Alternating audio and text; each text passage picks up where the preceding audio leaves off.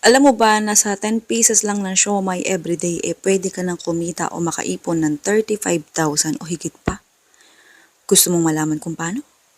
Pero bago yan, comment ka muna sa baba kung taga saan ka. Malay mo ikaw na yung susunod natin na mabigyan ng libreng electric hand mixer.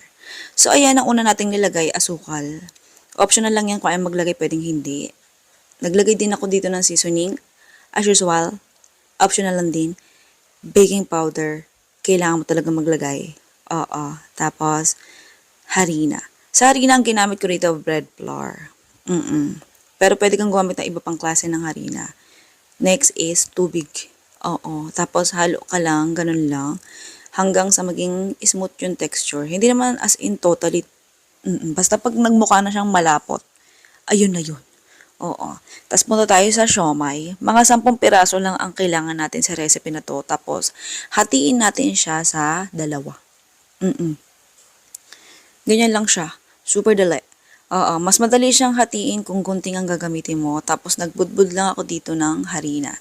Yung sa pagbudbud ng harina, optional lang. Oo.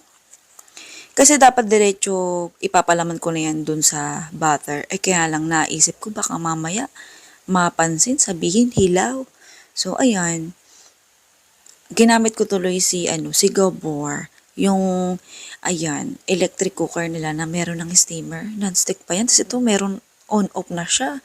Oo, detachable din yung kanyang cord. Oo, pwede mo tanggalin, pwede ding hindi. O kung gusto mo hugasan siya na nakakabit, pwede rin. Oo. Tapos lagay tayo dito ng mantika. Ang ginamit ko rito yung used oil na, yung gamit na. Sayang eh. Oo, kaya alam mo na. Alam mo naman tayong mga nanay, kapag pwede pang gamitin, gagamitin at gagamitin natin yan. Oo. Okay, habang iniintay natin, syempreng uminit, tinusok-tusok natin siya sa toothpick. Tapos, ayan, diretso prito na. Ganyan lang siya. Hindi mo naman siya kailangang iprito o lutuin ng super bongga. Maging half cook lang siya, pwede na kasi ipapalaman mo din yan eh. Oo.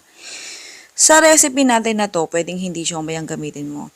So, ayan kung mapapansin nyo, pagkahango, meron ng nakabalot na puti. Yun yung butter. Ididip mo siya sa butter, tapos diretso salang. Diretso prito ulit.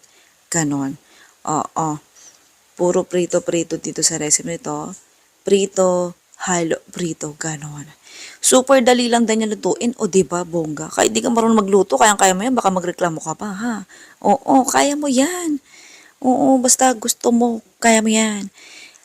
Maghanap ka lang ng pwesto na sa tingin mo, oo, daanan ng tao or malapit sa pabrika or malapit sa eskwelahan, doon ka magtinda.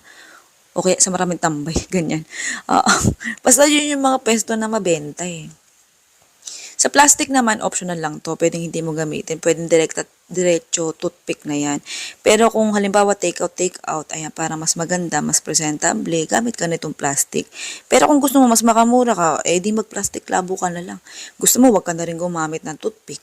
Kung saan ka mas makakamura, ikaw bahala. Ikaw naman ang magtitinde. Bale, itong recipe na sinishare ko sa inyo, for sharing lang naman. At hindi ko sure kung nakita nyo itong recipe na to sa iba at ito ay pumasok lang to bigla sa isip ko habang ako yung nag-iisip ng recipe na pang negosyo na kung ano ba ang dapat na i-share ko sa inyo. Don't you worry, katanggap-tanggap naman to sa panlasa at saka sa tiyan. Kaya itry mo na kung gusto mong itry. Pwede naman, lantakan mo lang muna. Tapos yung second try, tsaka mo ibenta. Okay, meron tong costing at saka recipe. Andito na sa bandang dulo. Ang pangalan ng recipe natin ay siomai corn dog. O diba bongga? Binigyan na natin na ibang kulay yung corn dog mo.